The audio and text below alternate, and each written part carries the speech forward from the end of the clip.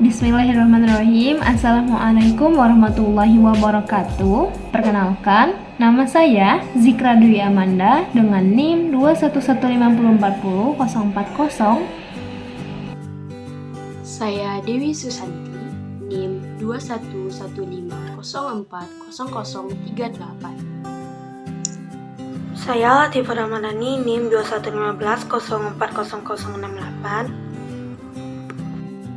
Kami dari kelompok 3 ingin mempresentasikan tugas pengganti UAS pengantar psikologi.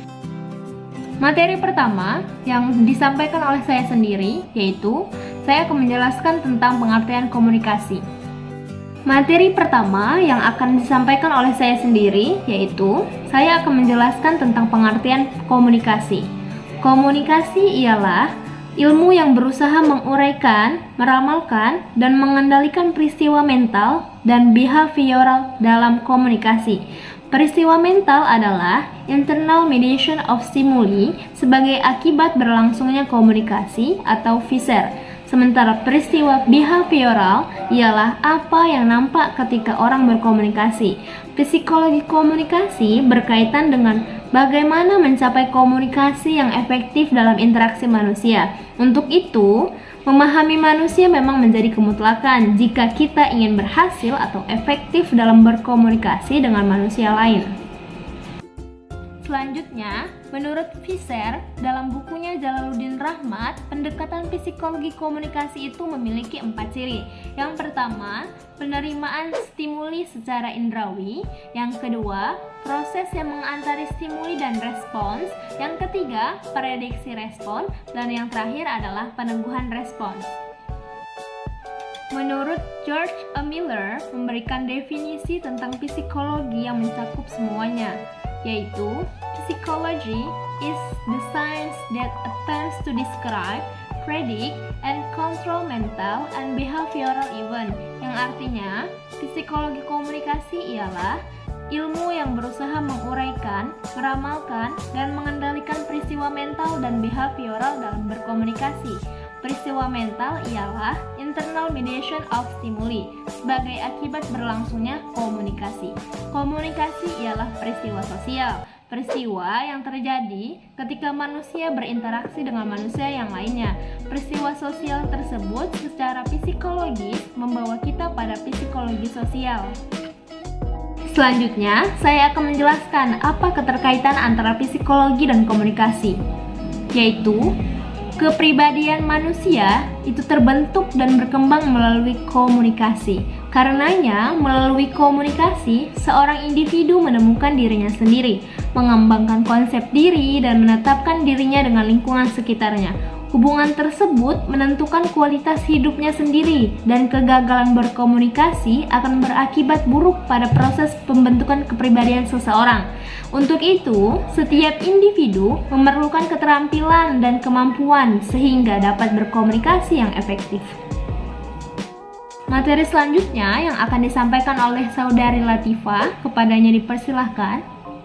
Relasi komunikasi dalam psikologi. Yang pertama, teori psikologi humanitis menekankan konsep yang menggambarkan manusia sebagai pelaku aktif dalam merumuskan strategi transaksional dengan lingkungannya atau homo ludens. Yang kedua, teori psikoanalisis mengatakan bahwa manusia dikendalikan oleh keinginan terpendam di dalam dirinya atau homo valens. Yang ketiga, teori behaviorisme yang menyatakan bahwa manusia sangat dipengaruhi oleh informasi dari media massa. Hal tersebut dilandasi oleh konsep behaviorisme, yaitu manusia dianggap sangat dikendalikan oleh alam atau homo mechanicus. Yang keempat, teori psikologi kognitif berintikan konsep yang melihat manusia sebagai makhluk yang aktif mengorganisasikan dan mengolah informasi yang diterima atau homo sapiens. Dalam buku Individual in Society karya Craig and Kurzweil disebutkan tentang kontribusi psikologi dalam komunikasi sebagai berikut. Yang pertama, kognisi individu terorganisasi secara selektif. Yang kedua, kognisi berkembang menjadi sistem sesuai dengan prinsip-prinsip pembelajaran dan organisasi stimulus. Yang ketiga, sifat kognisi dipengaruhi oleh sistem yang ada di sekitarnya. Yang keempat, perubahan kognisi biasanya diawali dengan perubahan informasi individu dan keinginan individu. Dan kelima, perubahan kognisi juga sebagian dipengaruhi oleh karakteristik dari sistem kognisi. Yang keenam, gairah yang timbul dalam suatu keinginan tergantung pada kondisi fisiologis, situasi, dan kognisi individu. Yang terakhir, pikiran dan tindakan individu mencerminkan keinginan dan tujuan. Aspek komunikasi yang dapat diamati atau terlihat observable. Yang pertama, interactance, yaitu orang yang terlibat dalam proses komunikasi baik sebagai pengirim dan penerima. Yang kedua, simbol, yaitu sesuatu yang mewakili sesuatu bisa berwujud huruf, angka, kata, objek, orang, atau tindakan. Yang ketiga, media, yaitu sarana yang dipakai dalam proses komunikasi. Aspek komunikasi yang tidak dapat diamati atau largely unobservable, yaitu meaning, learning, subjectivity, negotiation, culture, interaction, self-reference, self-reflexivity, dan terakhir inevitability. Bagaimana kemampuan bahasa muncul? Menurut Chomsky, setiap anak mampu menggunakan suatu bahasa karena adanya pengetahuan bawaan yang telah diprogram secara genetik dalam otak kita. Ini disebut LAD atau Language Acquisition Device. LAD tidak mengandung kata, arti, atau gagasan, tetapi hanyalah suatu sistem yang memungkinkan manusia menggabungkan komponen-komponen bahasa. Walaupun bentuk luar bahasa di dunia ini berbeda-beda, bahasa-bahasa itu memiliki kesamaan dalam struktur pokok yang mendasarinya. Dia menyebut sebagai linguistik universal. Bahasa menampilkan elemen-elemen di dunia secara simbolis. Ada yang konkret dan ada yang abstrak. Keterkaitan yang erat antara bahasa dan realitas.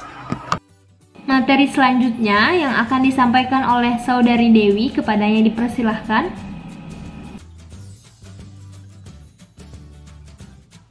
Nah, selanjutnya adalah bagaimana cara membangun komunikasi yang efektif. Caranya yang pertama adalah mengetahui lawan bicara atau audiens. Yang kedua, ketahui tujuan. Yang ketiga adalah memperhatikan konteks. Yang keempat, pahami kultur. Yang kelima, pahami bahasanya. Peranan psikologi komunikasi dalam hubungan antar masyarakat ada 9. Di antaranya adalah yang pertama, mempengaruhi kecerdasan emosional. Yang kedua, menumbuhkan rasa saling percaya. Yang ketiga, menumbuhkan rasa saling pengertian. Yang keempat, menentukan identitas seseorang. Yang kelima, menentukan tingkat hubungan. Yang keenam, membangun hubungan sosial. Yang ketujuh, mempengaruhi sikap. Yang kedelapan, belajar berempati dalam berkomunikasi. Yang kesembilan, memudahkan menerima informasi. Contoh implementasi teori psikologi dalam proses komunikasi ada 8. Yang pertama adalah media massa, yang kedua propaganda, yang ketiga iklan layanan masyarakat, yang keempat proses komunikasi interpersonal, yang kelima adalah komunikasi dakwah, keenam komunikasi lintas budaya, yang ketujuh adalah sosialisasi, yang kedelapan adalah penyuluhan. Yang terakhir adalah contoh keterkaitan psikologi dan komunikasi. Ialah ketika kita mencoba mengungkapkan perasaan ingin tahu dan berusaha mengekspresikan diri dalam suatu kelompok. Kemudian diberikan pertanyaan, baik lisan maupun tulisan, dalam bentuk pertanyaan langsung. Seperti halnya ketika kita berada dalam kelas, kita ingin berinteraksi dengan seseorang. Kita ingin mengetahui bagaimana sifat atau watak atau perilaku seseorang tersebut. Kemudian kita menanyakan beberapa argumen, kepada orang tersebut dan berlangsung secara interaktif. Dan hasilnya pun sangat memuaskan, karena di dalam perbincangan tersebut berlangsung secara hangat dan bersahabat. Ketika kita menikmati percakapan tersebut daripada permulaan ketika memulai percakapan tersebut. Baiklah, mungkin itu saja yang dapat kami sampaikan dalam materi kali ini. Kami, selaku kelompok 3, ingin memohon maaf apabila terdapat kesalahan dalam pembuatan video kali ini. Saya, Zikra Dwi Amanda, dan rekan saya, Dewi Susanti. Saya Latifah Ramadhani. pamit undur diri. Lebih dan kurang kami mohon maaf. Wassalamualaikum warahmatullahi wabarakatuh.